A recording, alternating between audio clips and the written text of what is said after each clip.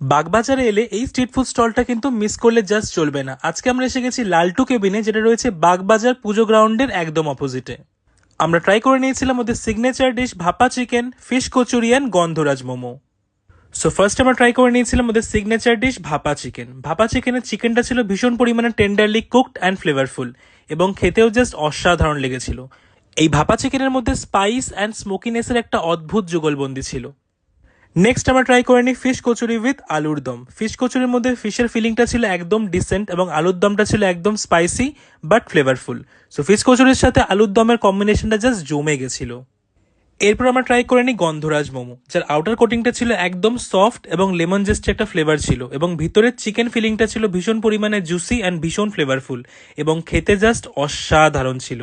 So আমি সকলকে recommend করবো to visit this amazing street food stall Laltu cabin with your friends and family to taste their amazing street food.